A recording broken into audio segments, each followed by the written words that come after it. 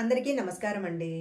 విష్ణుమూర్తి అవతారాలలో కల్కి చివరి అవతారం కదా!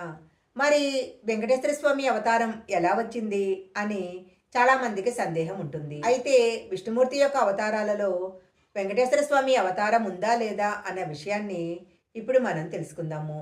ముందుగా ఒక చిన్న రిక్వెస్ట్ అండి. మీరు గనక మా ఛానల్ మొదటిసారి చూస్తున్నట్లయితే వెంటనే సబ్స్క్రైబ్ చేసుకోండి. పక్కనే ఉన్న బెల్ ఐకాన్ని యాక్టివేషన్ చేసుకుంటే మేము పెట్టే వీడియోలన్నీ కూడా మీకు ముందుగానే నోటిఫికేషన్గా వస్తాయి.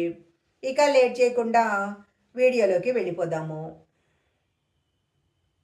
శ్రీ వెంకటేశ్వర స్వామి కృష్ణావతారంలో ఒక భాగమే కానీ ప్రత్యేకంగా అవతారమూర్తి కాదు అంటారు.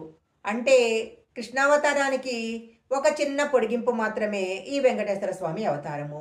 ప్రతి అవతారంలో విష్ణుమూర్తి అవతరించినప్పుడు 3 పనులు తప్పకుండా చేసేవారు. అది ఒకటి దుష్ట శిక్షణ, శిష్ట రక్షణ, ధర్మస్థాపన. అయితే వెంకటేశ్వర స్వామి యొక్క అవతారంలో ఈ 3 పనులు కూడా చేయలేదు.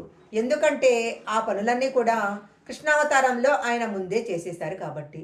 మరి విష్ణుమూర్తి వెంకటేశ్వర స్వామిగా ఎందుకు అవతరించారు అంటే దానికి ఒక ముఖ్యమైన కారణం ఉంది. కృష్ణావతారంలో కృష్ణావతారంలో విష్ణుమూర్తిని యశోదాదేవి చాలా గారాభంగా పెంచుతుంది. అయితే తల్లి యశోదాదేవికి కృష్ణుడి యొక్క పెళ్లి చేసే అవకాశం రాదు. కృష్ణుడి పెళ్లి చూడాలని యశోదాదేవి ఎంతో తహతహలాడి ఆ కోరికతోనే చనిపోతుంది.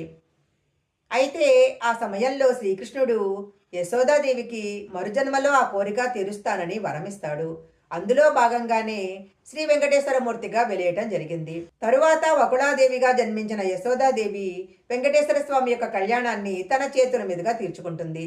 ఈ విధంగా తన తల్లి యొక్క కోరికను తీర్చటం కోసము వెంకటేశ్వర స్వామి అవతరించటం జరిగింది. ఈ వెంకటేశ్వర స్వామిని మిగిలిన జనాలందరూ కూడా కొలిచి తమ కోరికలు నెరవేర్చుకుంటూ ఉన్నారు.